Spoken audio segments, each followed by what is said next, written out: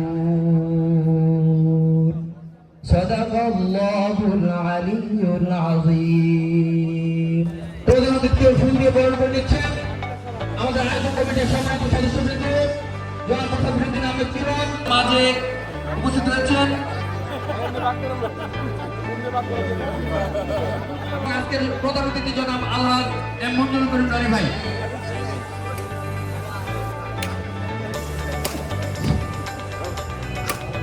সুন্দর একটি দল দেখতে পেলাম জনাব এম মঞ্জুর করিম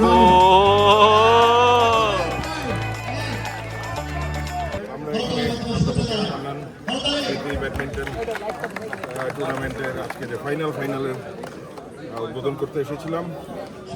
সেখানে আমরা নিজেরাও খেললাম, দর্শকরাও আমরাও খেললাম।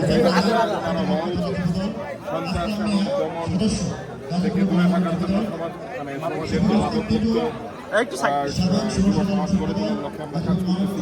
আগে আমরা শহর থেকে ফিরলাম, তো সেখানে আমরা এই আহ্বান রাখছি তারা যেন খেলাধুলায় থাকে, পড়াশোনায় থাকে, এবং এখানেও আমরা সেই একই আহ্বান জানাই। ধন্যবাদ।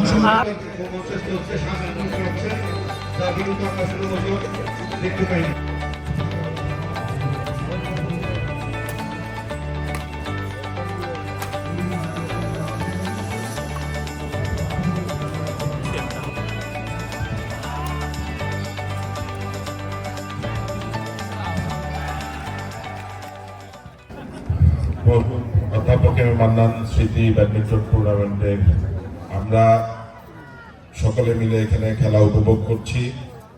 আমাদের যুব সমাজ এবং ছাত্র সমাজকে কাজে লাগাতে হবে, এবং এই গাজীপুর এবং শহরকে বিশেষ করে যেখানে আমাদের বিগত সরকার এই কিছু কিছু এলাকাকে মাদকের আস্তানা এবং আখড়া হিসেবে গড়ে তুলেছিল, সেইগুলোকে আমাকে নির্মূল করতে হবে, মাদক নির্মূল করতে হবে, সন্ত্রাস নির্মূল করতে হবে। তো এইরকম যে একটি উৎসবমুখর পরিবেশ বাংলাদেশে এখন বিরাজ করছে, বিশেষ করে এই ফ্যাসিবাদ সরকারের বিদায়ের পরে, তো এইটা আমরা গত 15 বছরে কিন্তু এই জিনিসটা লক্ষ্য করতে পারিনি, বা আমরা এই ধরনের কোনো অনুষ্ঠানে অংশগ্রহণ করতে পারিনি। অধ্যাপক মান্নান সাহেব, আমরা জানি যে ওনার সময়ে উনি যখন মন্ত্রী ছিলেন, এমপি ছিলেন, সেই সময় যে উন্নয়ন কাজগুলো গাজীপুরে হয়েছে, স্কুল কলেজ মাদ্রাসা হয়েছে, তারপরে এই বিগত 15 বছরে আমরা নতুন কোনো কলেজ বা মাদ্রাসা কিন্তু দেখিনি, বা স্কুল হইতে দেখিনি। কারণ বিগত যে সরকার ছিল তারা লুটেরা সরকার ছিল, তারা কিন্তু এই দিকে তাদের মনোযোগ ছিল না, শিক্ষা খাতের দিকে মনোযোগ ছিল না, এই ক্রিয়া জগতের দিকে তাদের মনোযোগ ছিল না, তারা শুধু লুটপাট করেছে।